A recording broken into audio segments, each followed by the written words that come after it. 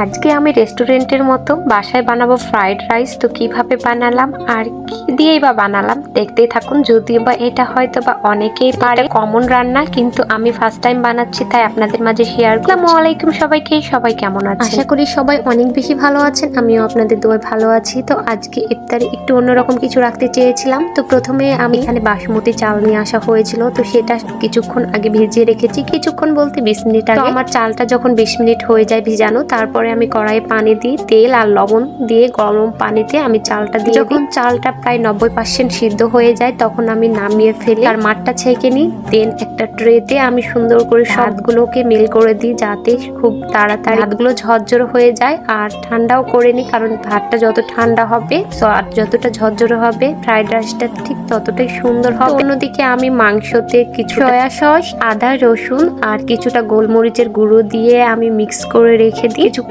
তারপরে এইখানে আমি গাজর, মটরশুঁটি, ধনে পাতা, ক্যাপসিকাম, কিছুটা রসুন, মরিচ সবকিছু আর কিছুটা পেঁয়াজ পাতা সবকিছু কেটে সুন্দরভাবে একসাথে একটা প্লেটে রেখে দিই। দেন আমি একটা সুন্দর পাতিল বসাই দিই চুলো। সেখানে আমি রসুনটা প্রথমে একটু ফ্রাই করে নিই, দেন সেখানে পেঁয়াজগুলো ফ্রাই করে নিই, তারপর মরিচগুলো, তারপরে সে ম্যাগনেট করা মাংসটাও দিয়ে ফেলি। তো সেখানে আমার যেহেতু একেবারে পাতলা পাতলা স্লাইস করে কাটা ছিল, এজন্য 4-5 মিনিট আমি সুন্দরভাবে ফ্রাই করে এখানে বাকি সবজিগুলো একে একে সবগুলো দিয়ে ফেলি। আর মাশাআল্লাহ সবজিগুলো যখন আমি ভাজছিলাম কি সুন্দর একটা কালার এসেছে, লাল, সবুজ, হলুদ মনে হচ্ছে সবকিছুই ছিল। তারপরে সেখানে একটা আমি ডিম দিই, ডিমটাও হালকা আছে প্রায় ফ্রাই করে নিই। আমি হালকা আছে বলতে আমি শুধু ফ্রাই করার সময় এটা হালকা আছে করেছি, যখন ভাতটা দিই তখন একেবারে হাই হিটে আমি এটাকে ভেজেছি, কারণ তখন একেবারে হাই হিটে রাখতে হবে। তারপরে আমি কিছুটা সোয়া সস, চিলি সস আর কিছুটা টমেটো সস নিয়ে আমি একসাথে মিক্স করে নিই, দেন সে ভাতের মধ্যে দিয়ে দিই। তারপরে সেখানে একটু লেবুও অ্যাড করি। লেবু মানে তো এখন হচ্ছে এক